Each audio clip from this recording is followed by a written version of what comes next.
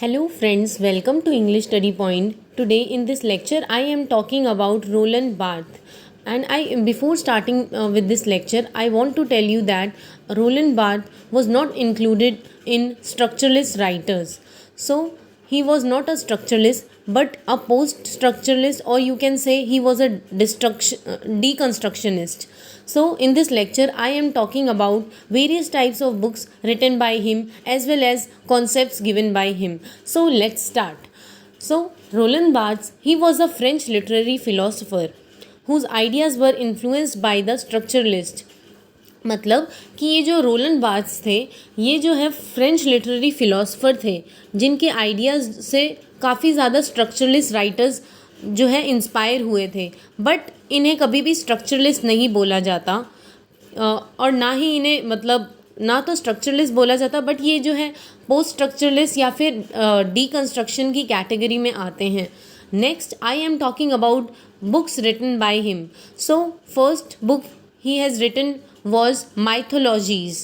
Second book is, this is not a book, this is an essay, Death of the Author. Third book written by him was From Work to Text. Fourth book written by him was S/Z. This was a book. Please pay attention to this. S/Z is a book written by Roland Barthes. Fifth book is Structural Analysis of Narrative. Structural Analysis of Narrative.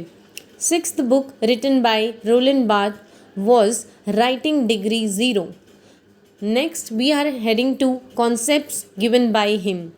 First, I am talking about what we mean by readerly and writerly.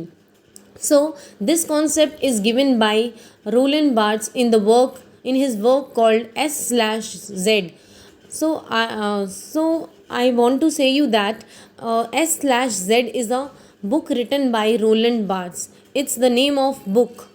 Next, most texts are readerly text.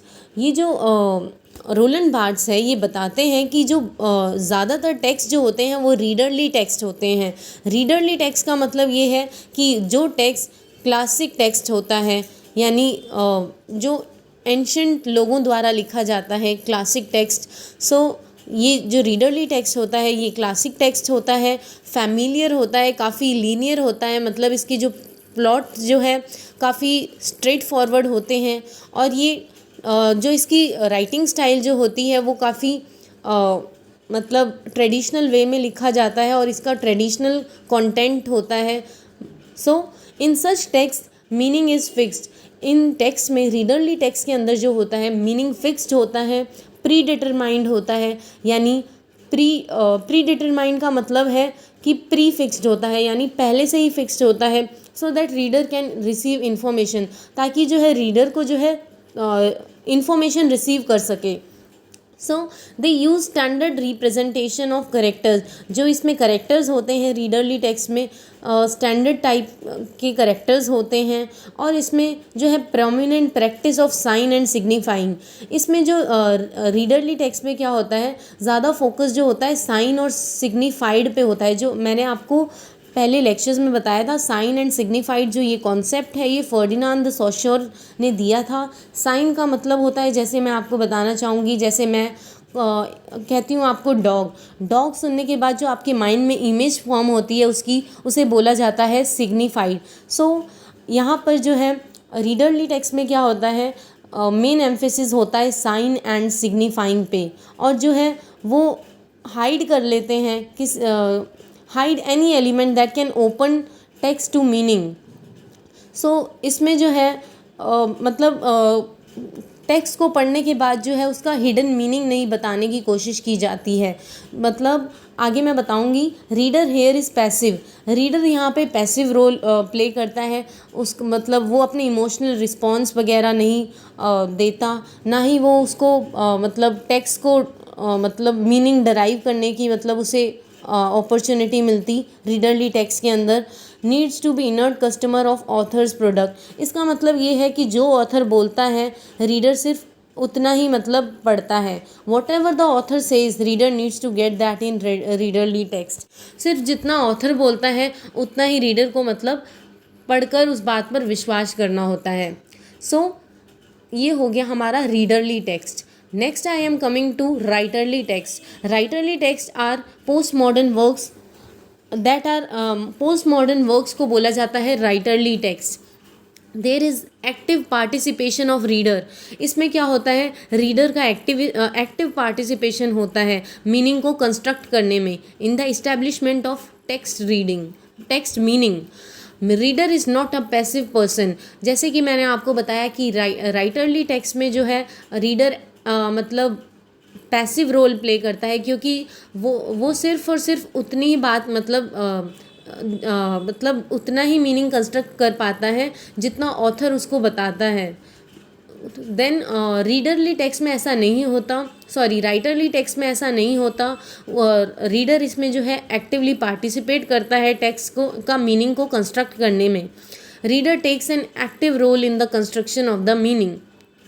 In such a text reader no longer is a consumer but the product of the text. इसमें क्या होता है, reader जो है मतलब author की बातों पर मतलब ना ध्यान देकर खुद ही का मीनिंग क्रिएट करता है, यानी वो खुद टेक्स्ट का जो है प्रोडक्ट बन जाता है, खुद से मीनिंग डराइव करने लगता है। सेकेंड कॉन्सेप्ट के बारे में सेकेंड कॉन्सेप्ट जो है उसका नाम है 5 एलिमेंट्स ऑफ सेमियोटिक्स, जो कि रोलन बार्थ्स ने दिया था। 5 एलिमेंट्स ऑफ सेमियोटिक्स। सेमियोटिक्स का मतलब है semiotics means study of science. Science को स्टडी करना is semiotics. By 5 codes you can understand different elements which are common to all the text. मतलब इन्होंने 5 कोड्स बताए हैं जो कि हर टेक्स्ट में कॉमन है। Then there is always more than one way to read a text. कि ये रोलन बार्थ्स इस कॉन्सेप्ट में बताते हैं कि हर एक टेक्स्ट को रीड करने का बहुत सारे वे होते हैं। एक टेक्स्ट को रीड करने में डिफरेंट अप्रोचेज़ होती है एक टेक्स्ट को रीड करने की। With in any given text there is plurality of meaning.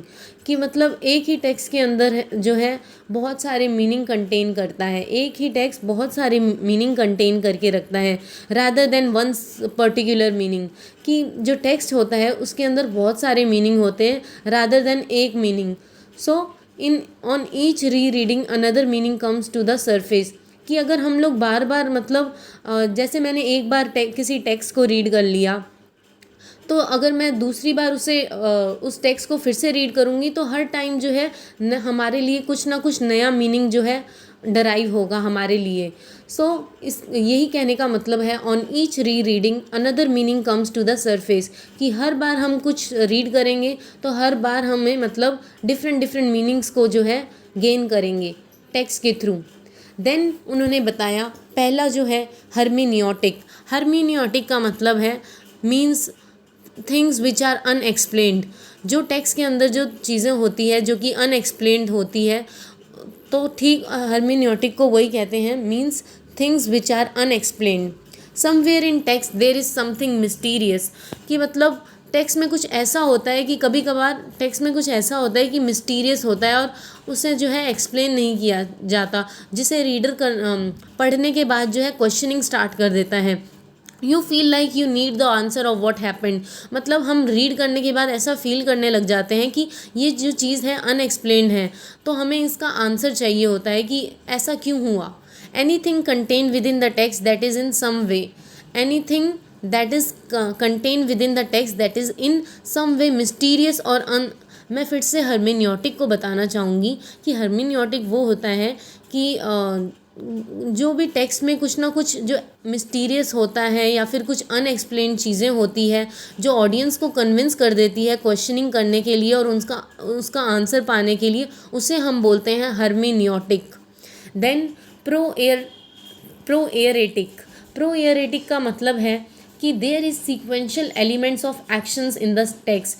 कि हर एक टेक्स्ट के अंदर जो है एक्शंस होते हैं जो कि सीक्वेंस में हमें डिस्क्राइब होते हैं। जब रीडर उसे पढ़ता है तो वो जान पाता है कि जो एक्शंस जो है हर मतलब एक्शंस की जो है क्रोनोलॉजी है. There is sequential elements of actions in the text.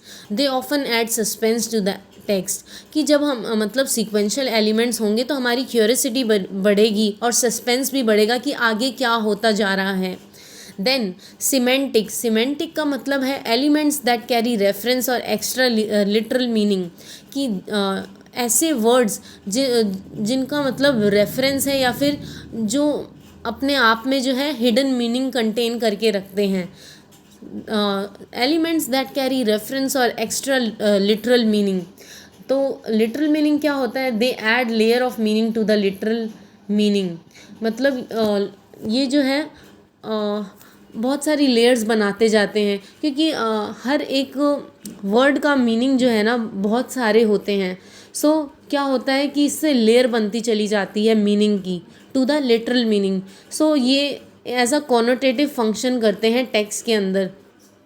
Add as a connotative function to the text. Connotative मतलब हिडन या फिर literal meaning.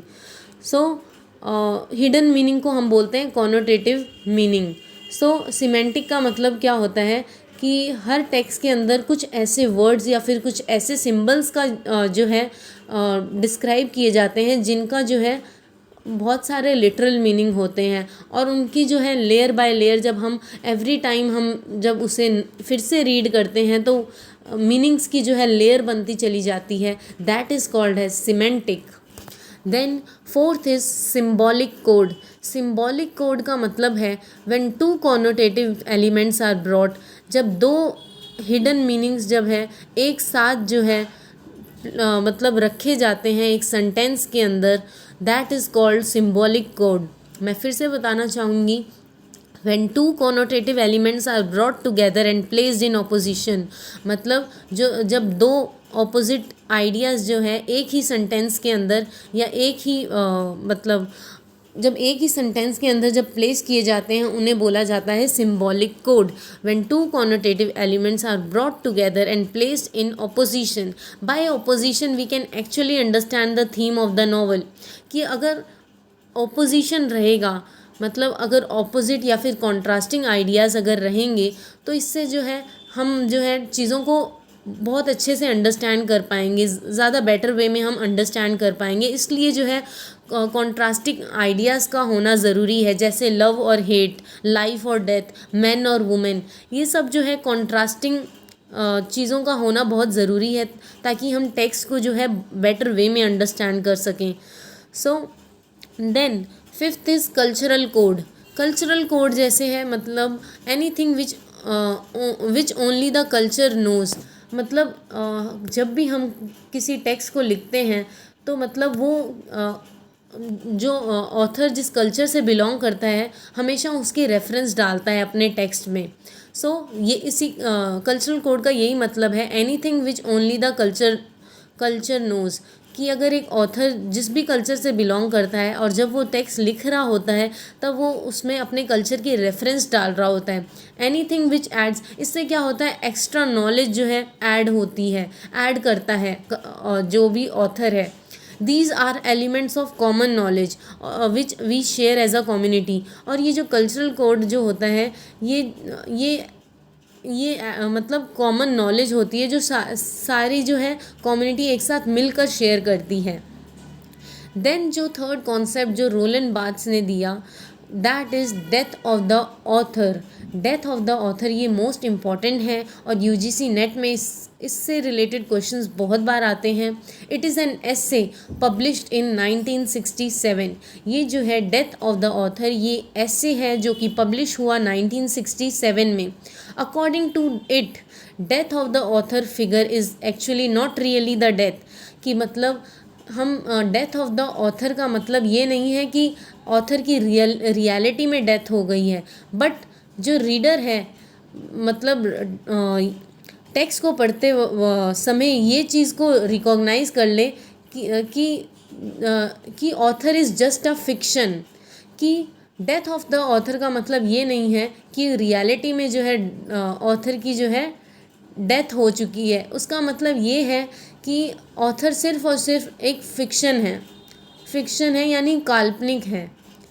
Then text are produce by writers. Text को जो प्रोड्यूस करते हैं वो राइटर्स होते हैं, जो इंडिविजुअल ह्यूमन बींग होते हैं। Writer can not be mistaken as author. Writer को कभी भी हम ऑथर नहीं कह सकते, दोनों अलग अलग हैं। So a writer does not pour his own ideas and sensibilities within a text. Writer सिर्फ और सिर्फ अपने आइडियाज़ या फिर उसकी जो इमोशनल फीलिंग्स है वो अपने टेक्स्ट को बनाते समय नहीं मतलब उसको पोर्ट्रे करता, but can only act as a kind of dictionary. Writer जब है टेक्स्ट को लिखते समय एज अ डिक्शनरी की तरह एक्ट करता है एंड और उसी डिक्शनरी में से जो है वो एक टेक्स्ट को मतलब टेक्स्ट को जो है प्रोड्यूस करता है। मैं फिर से बताना चाहूँगी कि एक जो राइटर जो है वो सिर्फ और सिर्फ टेक्स्ट के अंदर अपने आइडियाज़ या फिर सेंसिबिलिटीज़ यानी इमोशनल फीलिंग्स को ही नहीं डालता।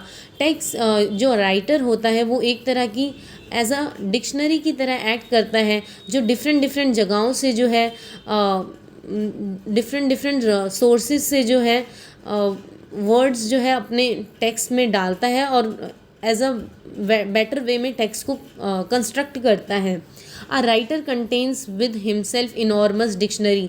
राइटर के पास जो है पूरा डिक्शनरी का भंडार होता है, from which he डराइव्स a writing, जिससे वो है एक बेटर टेक्स्ट जो है प्रोड्यूस कर सकता है। That is called as death of the author. Death of the author का मतलब ये नहीं है कि ऑथर की रियली में डेथ हो जाना, उसका मतलब ये है कि रीडर द्वारा ये रिकॉग्नाइज कर लेना कि authors just he is a part of fiction, कि ऑथर सिर्फ और सिर्फ काल्पनिक है। इट फॉल्स इन द ये जो ऐसे हैं ये जो है पोस्ट स्ट्रक्चरलिस्ट और डीकंस्ट्रक्शनिस्ट की कैटेगरी में जो है आता है। If you look at any text you will see a multiple layer of meaning. अगर आप कोई टेक्स्ट पढ़ते हो तो आप मतलब एक टाइम पर अगर आपने कोई टेक्स्ट है वो सिर्फ एक बार पढ़ा है तो मतलब आप जो है उसको पढ़कर जो है बहुत सारे मीनिंग्स जो है इंटरप्रेट कर सकते हो, और अगली बार जब आप रीड करोगे तो आप और भी ज़्यादा मीनिंग इंटरप्रेट कर पाओगे। इसमें भी यही कहा गया है, रोलैंड बार्थ्स ने ये कहा है, if you look at any text you will see a multiple layer of meaning, कि आप किसी भी टेक्स्ट को देखोगे और पढ़ोगे तब आप जो है बहुत सारे मीनिंग्स फाइंड आउट कर पाओगे। You can only find that meaning when you kill the author, कि आप तभी एक मीनिंग को जो है मतलब तभी मीनिंग फाउंड कर पाओगे जब जो है ऑथर के जो जो भी ऑथर ने लिखा है उसे इग्नोर करोगे। यू किल द ऑथर का मतलब है जो भी ऑथर जो है टेक्स्ट लिखते समय जो बोल रहा है वो चीज़ ना ध्यान देकर उस ऑथर के टेक्स्ट को पढ़कर खुद जब मीनिंग को डिराइव करोगे, इसे कहा गया है कि you kill the author. When the author is writing the text, his voice is no more dominant in it, कि जब एक ऑथर जो टेक्स्ट लिखता है तो उसमें क्या होता है, उसकी जो वॉइस है उसका कोई डोमिनेंस नहीं रहता। How reader is interpreting the text is more important, कि रीडर उस टेक्स्ट को कैसे अप्रोच करता है, कैसे इंटरप्रेट करता है, कैसे मीनिंग फाइंड आउट करता है, वो ज़्यादा इम्पॉर्टेंट है। Author needs to die in the process of writing. Author जब है लिख रहा होता है तो उसे मरना होता है। मरने का यहाँ पे ये मतलब नहीं है कि रियलिटी में उसे मतलब मरना होता है, उसका मतलब ये है कि जो रीडर जो है अपने हिसाब से जो है उसके टेक्स्ट को जो है इंटरप्रेट करें, उसको बोला जाता है कि author needs to die in the process of writing. Only the reader is going to emerge from the text. अगर जब ऐसा हो जाएगा, अगर ऑथर मर जाएगा, ऑथर के मरने का मतलब ये है कि अगर ऑथर जो है सिर्फ और सिर्फ लिख देगा और रीडर जो है अपने वे में उस चीज़ को इंटरप्रेट करेंगे, तभी एक रीडर जो है असल वे में जो है इमर्ज करेगा, यानी उस जो है प्रोग्रेस कर पाएगा। So as the writing process begins the author starts entering in his own death. जैसे जैसे राइटिंग प्रोसेस बिगिन होता है वैसे वैसे क्या होता है, ऑथर जो है मरता चला जाता है। मतलब ऑथर के वे से ना सोचकर मतलब जो रीडर है वो अपनी वे में ऑथर के आइडियाज़ को जो है इंटरप्रेट करता है। It is not the author who speaks in the text, कि जो टेक्स्ट है उसमें सिर्फ ऑथर नहीं बोलता है, बस ऑथर की लैंग्वेज जो है वो ज़्यादा इम्पॉर्टेंट रहती है, वो बोलती है. It is not the author who speaks in the text but it is the language which speaks. Author जिस लैंग्वेज का यूज़ कर रहा है वो ज़्यादा मतलब टेक्स्ट के अंदर जो है अपनी वॉइस का इम्प्रेशन छोड़ जाती है रीडर्स पर. What we are reading today it's not the author, it's the language. जो भी हम आजकल टेक्स्ट में रीड कर रहे हैं वो ऑथर नहीं है, वो उसकी लैंग्वेज है जिसे हम अपने वे से इंटरप्रेट करते हैं. As soon as author begins writing he is dead. फिर से बताना चाहूँगी, जैसे जैसे ऑथर लिखता जाता है वो डेड हो जाता है. Because when he writes he has no control over the text. मतलब जैसे जैसे वो लिखता है उसका अपने आप पर कोई कंट्रोल नहीं रहता ऑथर का टेक्स्ट लिखते समय. But it depends upon the interpretation of the reader. सारा जो मतलब एक टेक्स्ट जो है तभी बेटर वे से इंटरप्रेट कर सकते हैं जब रीडर्स जो है अपनी इमेजिनेशन से जो है उस जो आइडिया जो ऑथर कन्वे करना चाहता है उसको एक अच्छी इंटरप्रिटेशन दे पाता है. The birth of reader must be required by the death of the author. कि एक रीडर की बर्थ तभी होगी जब ऑथर की डेथ होगी. इसका मतलब ये है कि रीडर तभी प्रोग्रेस कर पाएगा जब वो जो है ऑथर के जो आइडियाज़ है उसको अपने वे से इंटरप्रेट करेगा, बजाय जो ऑथर बोल रहा है सिर्फ उतना ही नहीं, मतलब जो ऑथर बोल रहा है उसके बारे में क्वेश्चनिंग करना और उसको अच्छे वे से इंटरप्रेट करना. इंटरप्रेट का मतलब है अपनी इमेजिनेशन के थ्रू डिफरेंट डिफरेंट मीनिंग्स की, इसका ये पॉसिबल मीनिंग हो सकता है, इसका ये पॉसिबल मीनिंग हो सकता है. सो इस तरह से बोला है कि the birth of reader must be required by the death of the author. When the author dies, it is at that moment the reader is born. जैसे ही ऑथर मर जाता है उसी टाइम एक रीडर का जो है जन्म होता है. वो ऐसे कि जैसे ऑथर मर गया, ऑथर जो है रियलिटी में नहीं मरता. ऑथर का मरना ये सिंबॉलीफाई कर रहा है इस ऐसे में कि जैसे ही ऑथर लिख कर छोड़ देता है तो रीडर जो है उसे अपने वे से जो है टेक्स्ट को इंटरप्रेट करते हैं और प्रोग्रेस करते हैं. उसे ही बोला है कि when the author dies it is at that moment the reader is born. जैसे ही ऑथर मरता है तो उसी टाइम पर जो है एक नए रीडर का जो है जन्म होता है. No writer is original. वो बताते हैं कि कोई भी राइटर जो है वो ओरिजिनल नहीं होता. Every text is a photo copy. Every text is a photo copy का मतलब है कि हर टेक्स्ट में क्या होता है, ऑल द राइटर्स मतलब हर राइटर जो है दूसरे टेक्स्ट से जो है मीनिंग्स डिफरेंट टेक्स्ट से जो है डिफरेंट डिफरेंट वर्ड्स ढूंढकर अपने टेक्स्ट में लिखता है. तो ये क्या हो गई, फोटो कॉपी हो गई. Every text is a photocopy because all the writers are taking help of language. तो हर राइटर जो है एक लैंग्वेज की जो है हेल्प ले रहे हैं और फिर अपना टेक्स्ट लिख रहे हैं. और वो लैंग्वेज जो है वो उनके एनवायरनमेंट में पाई जाती है. There is multiple meanings of the text. कि हर एक टेक्स्ट का जो है मतलब हर एक टेक्स्ट का जो है सिर्फ और सिर्फ सिंगल मीनिंग नहीं होता. हर टेक्स्ट का जो है हर रीडर के हिसाब से मतलब अपने हिसाब से जो है इंटरप्रेट करने का डिफरेंट डिफरेंट वे है जिसे हम बोलते हैं multiple meanings of the text. और वो जो है अलग अलग मीनिंग्स निकालते हैं अपने अपने वे से. तो उसे क्या कहा जाता है, there is multiple meanings of the text. Then every reading is misreading. कि हर एक रीडिंग है मिस रीडिंग है, क्योंकि जो हर टाइम जब रीडर रीड करता है तब वो कुछ ना कुछ जो है नया मीनिंग फाइंड आउट करता है. एक बार में ये पॉसिबल नहीं होता कि एक बार जैसे ही हमने टेक्स्ट रीड कर लिया और हमें सब कुछ बातें समझ आने लगी. ऐसा नहीं पॉसिबल कि हम उसको जितनी बार मतलब जितनी बार टेक्स्ट को रीड करेंगे हर टाइम हमें कुछ ना कुछ नया मीनिंग जो है फाइंड आउट करेंगे. So every reading is miss reading.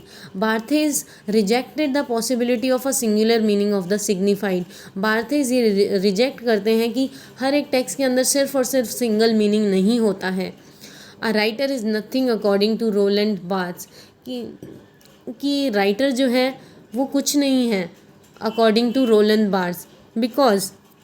Because he borrows everything from the cultural dictionary.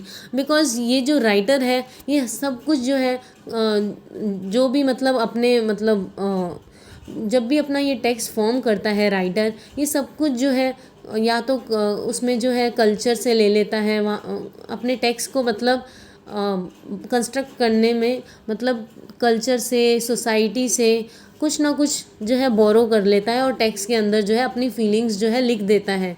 He is borrowing the language from the environment. Also जो राइटर है कल्चर से वर्ड्स ग्रैब करता है, साथ ही साथ लैंग्वेज बोरो करता है जो कि एनवायरनमेंट में प्रेजेंट रहती है।